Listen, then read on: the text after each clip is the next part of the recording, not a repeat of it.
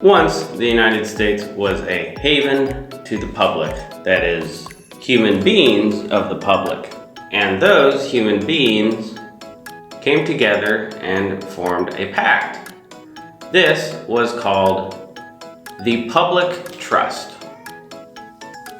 It stipulated terms and conditions in its constituting documents, also known as a constitution.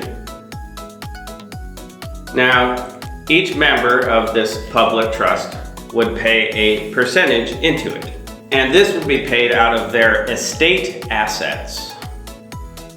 Now, estate assets can be made up of a variety of things, but the most important is usually coinage like silver or gold, or perhaps goods that someone might have like beer or traded, or maybe it's precious objects like diamonds or something else. And then this would form what is called the real estate, or an estate of something that is tangible.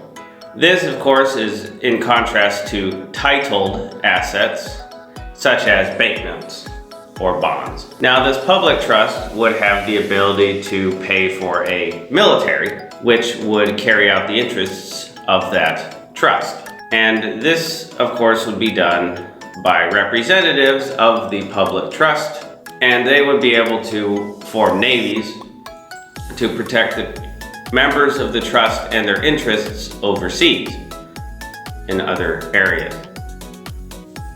Now, what happened is that the funds for this public trust were stolen and intentionally mismanaged for corporate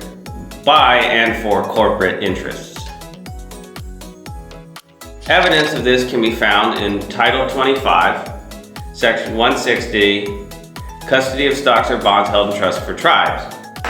Now, this specifically relates to American Indians. And it states, all stocks, bonds, or other securities or evidence of indebtedness held by the Secretary of the Interior on June 10, 1876, in trust for the benefit of certain Indian tribes shall, within 30 days from that date, be transferred to the Treasurer of the United States. Now, in another section, Section 161 of the same title, the Secretary of the Interior is authorized to deposit in the Treasury of the United States any and all sums held by him on April 1st, 1880, or which may be received by him. And in Section 161B, Indian Money Proceeds of Labor Fund separate accounts for respective tribes' rate of interest.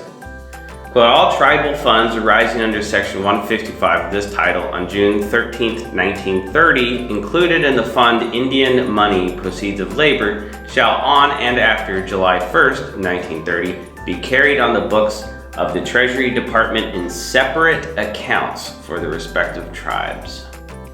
And this is what some people might call money laundering.